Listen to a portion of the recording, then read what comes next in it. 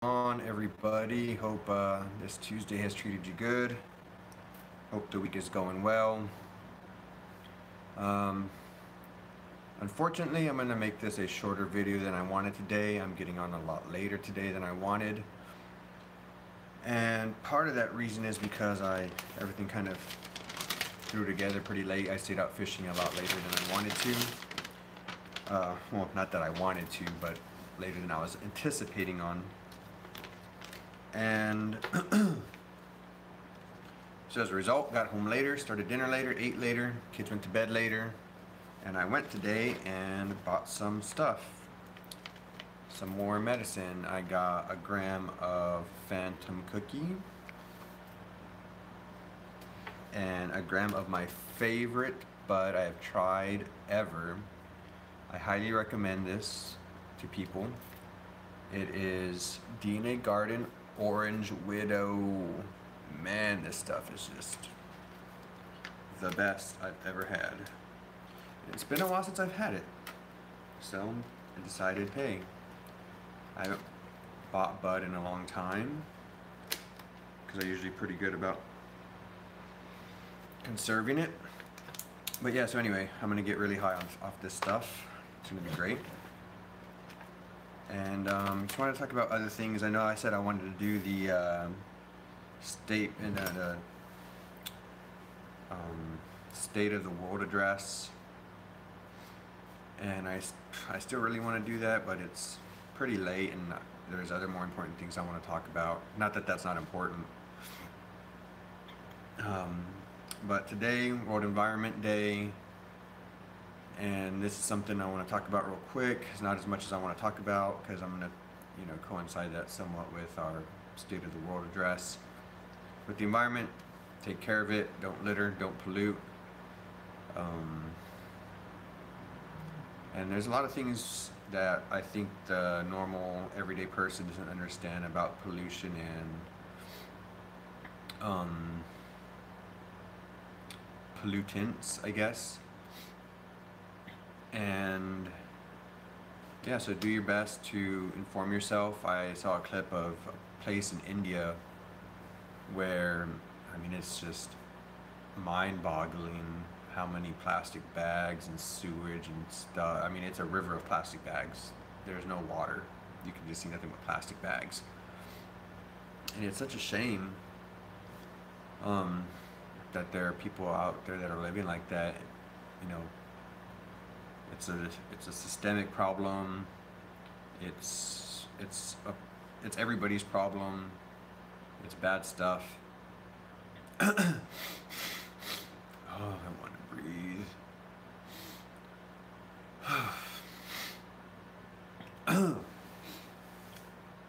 But the biggest thing I heard today, the biggest news that kind of hits on a more personal level, is one of our brothers from our unit, Baker.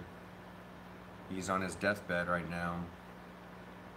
2 years ago, he was diagnosed with a very rare form of cancer, and they gave him less than a year to live. And he attacked it with the mentality you're supposed to attack those things. Never give up, never surrender, soldier on, heart of a warrior.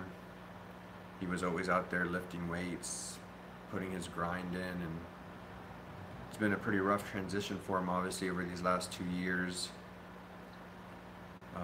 From being a fully healthy young man, he's in his late 20s, mid to late 20s, and yeah, a young healthy man, working his butt off for UPS, and I'm sure being a great employee. And then he gets hit with that diagnosis, and it flips his world upside down. And yeah, it's I couldn't imagine that. And I know, and it's tough because we've all been seeing his progress, and he was fighting like a champ, and he still is, and I never really got to know him that well. I wasn't in the platoon when he got put into the platoon. You know, early on I made the sniper team and got um, switched out of the platoon I was in, and he got put into the platoon I was in, you know, basically as a new private coming out of basic, I would imagine. And I guess he wasn't there too long before we deployed. You know, it's, for me, a lot of that stuff is a big blur these days. And like I said, I never really interacted with him too much. I probably talked to him every now and then. But a lot of my really good friends that I had, you know, had been with since the beginning, I saw kind of the way they gravitated to him and how much they loved and appreciated him. And he was kind of a no bullshit kind of guy, you know. That's the way people need to be upfront, be real. So that way people don't gotta wonder about, you know, what kind of person you really are. So, you know, even though I didn't work with them too much, you know, even when we were overseas,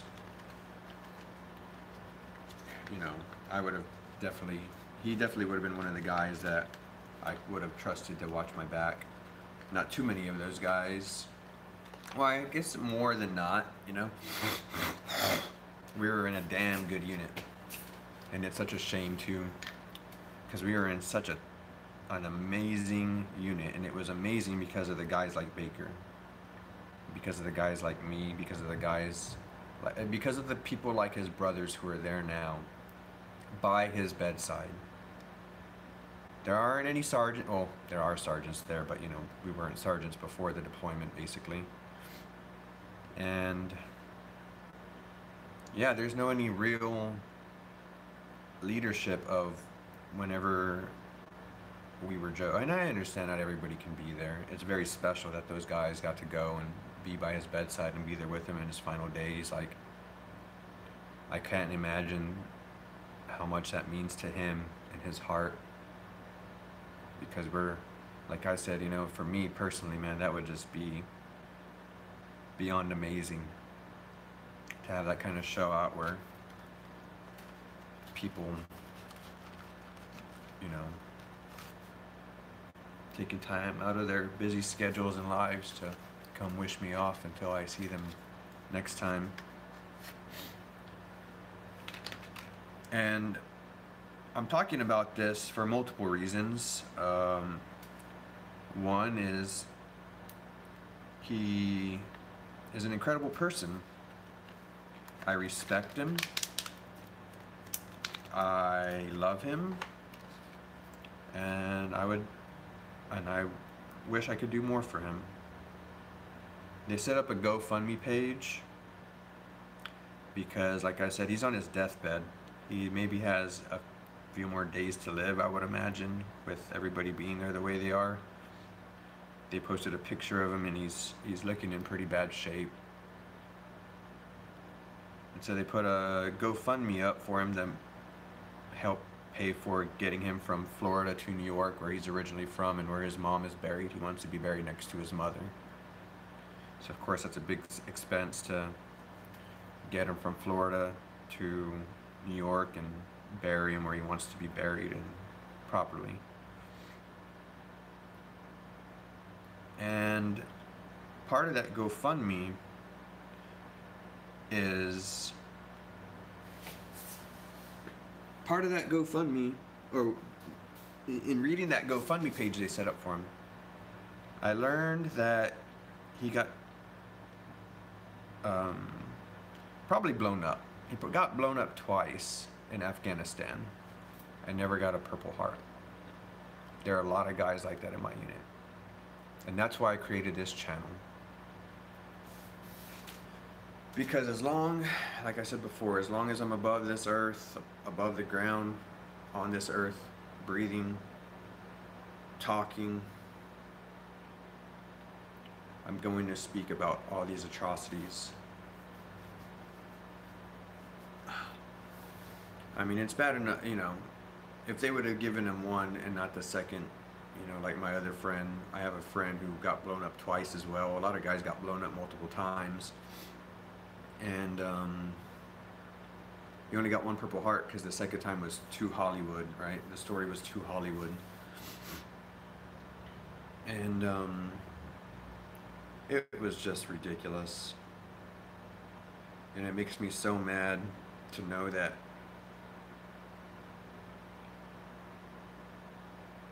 he and a lot of those guys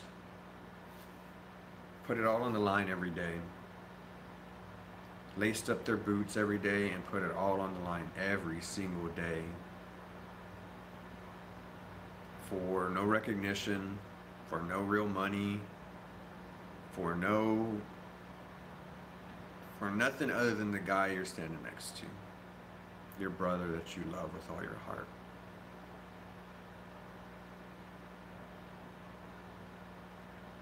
And it's so sad because very few sergeants had the balls and the gall to go out there with us the way we went out there.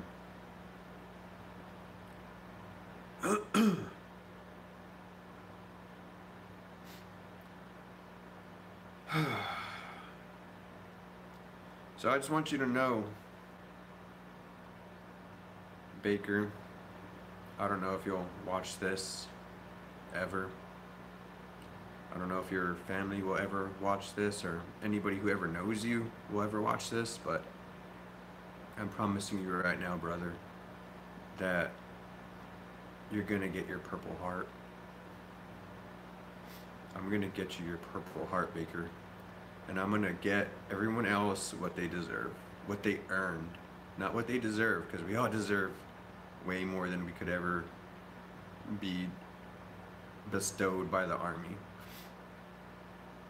But I'm gonna get you what you earned, brother.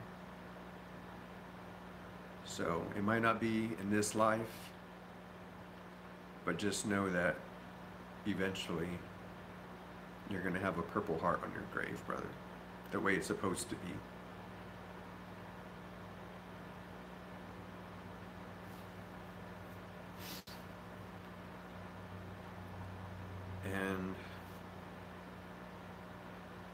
And it's been rough because I've tried for, you know, I've let it go here probably 5 months ago or less, but I was on it like crazy, guys. I was talking to the senator's office, I was getting a hold of everybody in the chain of command, and nobody in the chain of command gives a shit. I mean, that's not surprising to me. I didn't want to go through the chain of command because I knew they wouldn't do shit. Because they didn't do shit whenever they were fucking in charge of everything. If they didn't do shit then, why would they do shit now? I need to hit this bowl.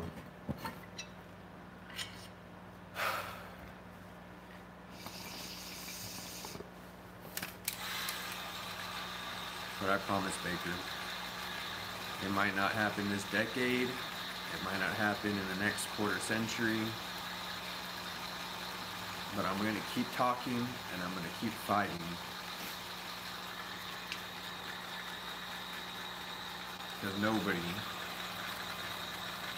Because the guys who were the best soldiers in that unit are the ones, I don't know,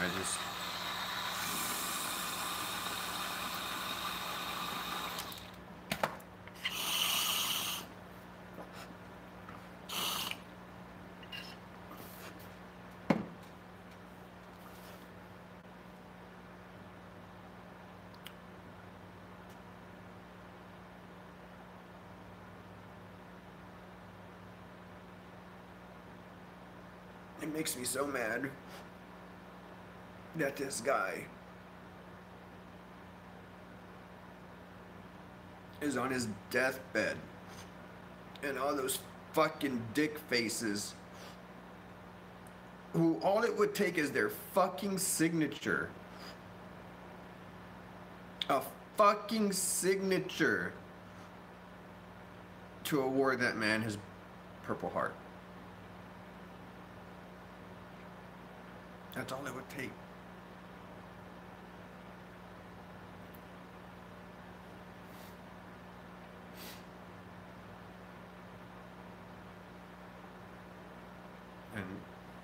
They don't care. They've never cared. They never will care. I think they'll care whenever hopefully, hopefully one of these days,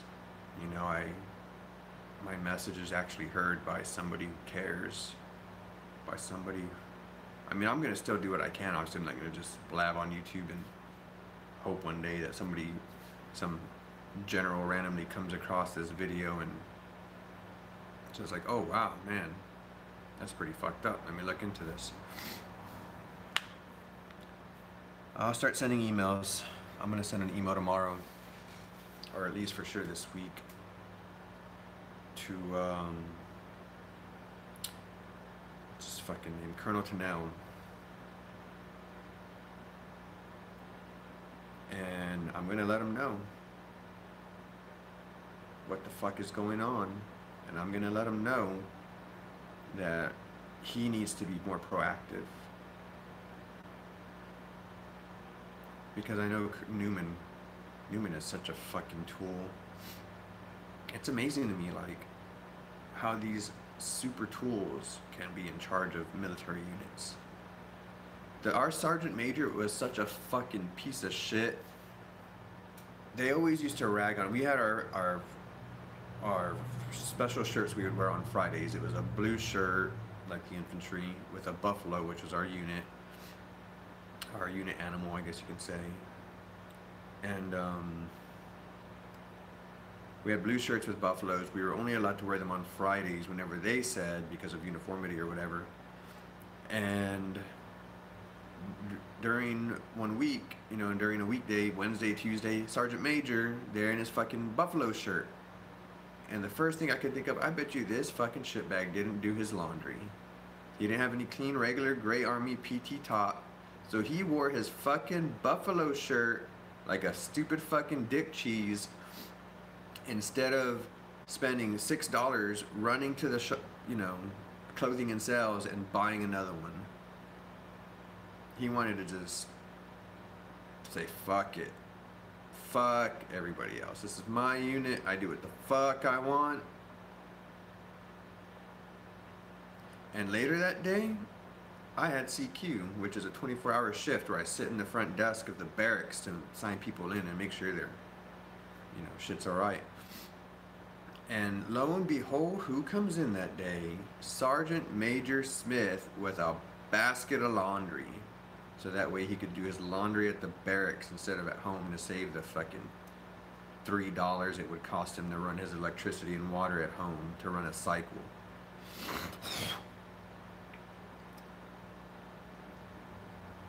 And I was just like, wow, I knew it. It was really obvious. I mean, why the fuck else would he wear his buffalo shirt during the week?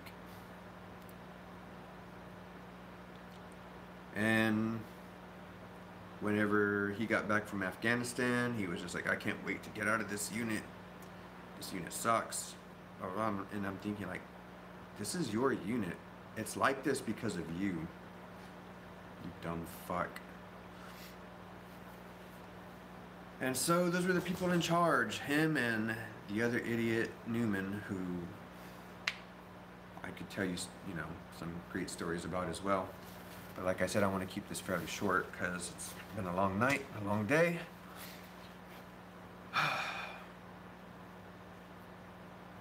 But yeah, I guess that's it for today. My thought process is all fucked up right now. I'm just so mad about the whole situation. I'm mad because I also can't help but think that maybe if he didn't join the military, that maybe he would have got this rare form of cancer. I mean, he still might have. There's who knows that, whether or not the military exposed him to some kind of carcinogen that his body wasn't able to handle the way most others are. And that's basically what it comes down to, guys. The universe is always trying to kill us every second of every day. We're very fortunate to have our, life expectancy that we have. And, people die, man. It's what we do. And, you know, I just can't help but think that maybe if he had been cursed by this unit, cursed by the unit, but blessed by having brothers like he does, like we do. And, you know, so I kind of take it with a grain of salt, my military experience, because my whole life has been such a fucking grind. And then I get into the military where, you know, it's gonna be hard, but the way the unit was just made things impossible.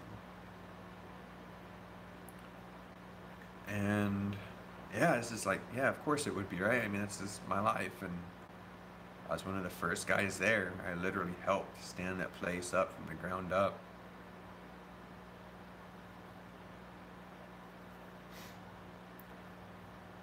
But yeah, so never gonna stop. I'm always gonna get on here. And you know, I was thinking about maybe every week, at the end of the week, talking about an atrocity from the unit. But I think that's a little bit too much. A week, I mean, weeks go by so fast. You know, I could probably get 2-3 years out of stories of atrocities if I did them weekly.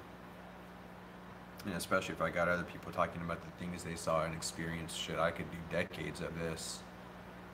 Talking about that fucking crazy ass unit, man. I mean, dudes chopping off fingers and killing civilians. I mean, like, mind-blowing shit. Shit that is like shit you see in the movies, you know, and like, I almost feel like it's a school shooting kind of thing, that you see it and you think that can never happen to me. You know, that's so surreal. And lo and behold, man, sergeant in my unit making necklaces out of people's fucking pinkies.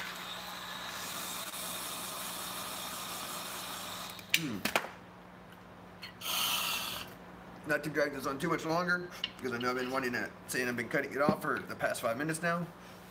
But I just want to end with this disclaimer. I should have probably led off with this in episode 1. But like I said, it's a learning and growing experience for everybody. So my disclaimer is kind of, you know, I used to have to give a disclaimer when I was a handgun instructor, because, you know, totality of circumstance, people are on all broad ranges of the spectrum of dumbass to genius. You know, I can't tell which way is which, but so yeah, basically my thing was, you know, take everything with a grain of salt that I say. I'm going to teach you the laws, and yeah, it's up to you to follow them, you know. And so my disclaimer for this is, I am just speaking off the top of my head. And I'm sure if I went back and watched some of these episodes, I would probably think like, why did I say that? You know, but, you know, I'm trying to be kind of meticulous about what I say, though I'm getting baked while I'm doing it. So sometimes I just kind of go on a rant, get thrown in a different, you know, my mind goes in 100 different ways. And yesterday, you know, I said I had chink eyes, because my eyes are very almond, as my wife likes to say. And I mean, I'm not, you know, I thought about it, and I thought, like, man, if somebody sees that video, they might think I'm a racist. Well, I promise you, you know, because of the culture we live in these days, I promise you that I'm not a racist, okay? I hate everybody. I hate everybody equally, okay? Either you're gonna do something great, and you're gonna be a good person, and you're gonna do the right thing, and I'm gonna love you, okay? That's all it takes. You just gotta do the right thing. You gotta try your hardest. I don't care the color of your skin, the color of your eyes, your hair, how tall or short you are, whether you've got an arm, a leg missing, because I got a good friend who's got his eye missing from the deployment. I do not care about your disability. I do not care about your race. I do not care about your economic background. I do not give two fucks about anything you think you are or aren't, okay? I just speak what I think and take it for what it is, you know? And if you want to think I'm a racist, I don't give a fuck. Think I'm a racist. I'm not. And it doesn't bother me what you think.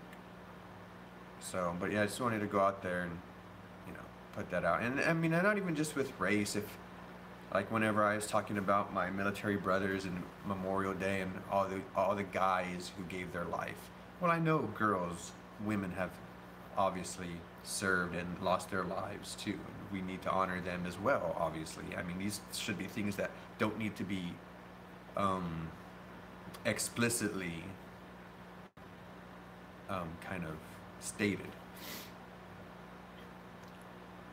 So, come on, use y'all's fucking brains, man. I mean, it's not hard. Just use your common sense. Like that whole Morgan Freeman interview where he was like, "Oh, I wish I could have been there for that." You're you're making mountains out of molehills. You're making these issues. I mean, obviously there are, you know, there are other reports about him and whatnot, but in general, everything is being blown out of proportion these days. And you just need to pump the brakes there, man, because shit's getting outrageous.